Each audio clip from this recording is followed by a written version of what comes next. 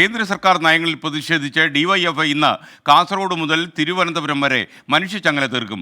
20 ലക്ഷത്തിലധികം പേർ കണ്ണികളാകും. ഇതാണ് ഡിവൈഎഫ്ഐയുടെ പ്രതീക്ഷ. 4 മണിക്ക് ശേഷമായിരിക്കും മനുഷ്യച്ചങ്ങല അരങ്ങേറുക. തിരുവനന്തപുരം രാജ്ഭവന് മുന്നിൽ പൊതുയോഗവും നിശ്ചയിച്ചിട്ടുണ്ട്. സലീം മാലിക് ചേരുന്നു തിരുവനന്തപുരത്ത് നിന്ന്. Salim, good morning. പറയൂ സലീം, മനുഷ്യച്ചങ്ങലയുടെ കൂടുതൽ വിവരങ്ങൾ.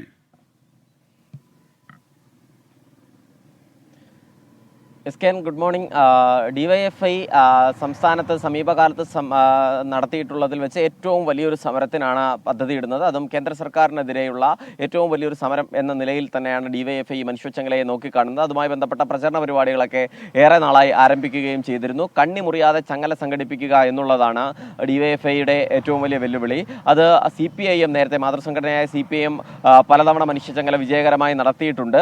അതിൻ്റെ കൂടി മാതൃകയുടെ അടിസ്ഥാനത്തിലാണ് കേന്ദ്ര സർക്കാരിനെതിരായ വിവിധ ആവശ്യങ്ങൾ ഉന്നയിച്ചുകൊണ്ടുള്ള മനുഷ്യച്ചങ്ങല തീർക്കുക. ഇത് ആരംഭിക്കുക കാസർഗോഡ് നിന്നാവും. ആദ്യ കണ്ണിയാവുക മഹിളാ അധ്യക്ഷ കൂടിയായ PK ശ്രീമതിയാണ്. ദേശീയ മഹിളാ അസോസിയേഷന്റെ അധ്യക്ഷ PK ശ്രീമതി ആദ്യ കണ്ണിയാവും. അവിടെ നിന്ന് പിന്നീട് അതിൻ്റെ അവസാന കണ്ണിയാവും. ആദ്യ കണ്ണി ഇത് ഉദ്ഘാടനം ചെയ്യുന്നത് PK ശ്രീമതിയാണ്. ആദ്യ കണ്ണിയാവുന്നത് A റഹീം MP ആണ്, ദേശീയ അധ്യക്ഷൻ A റഹീം MP. അതിനുശേഷം അവസാന കണ്ണിയാവുക LDF കൺവീനർ EP ജയരാജനാണ്.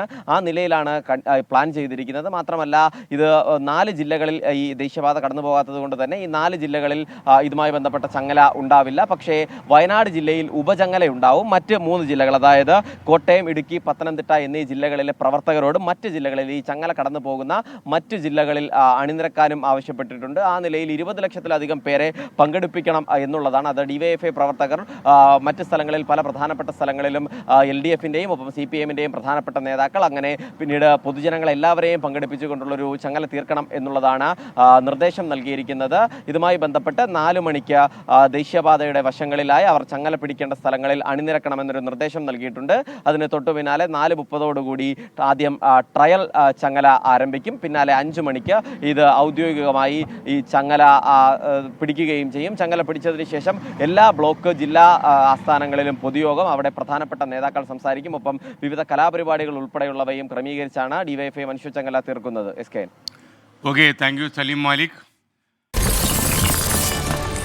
24 അഞ്ചിന്റെ വജ്രത്തിളക്കം.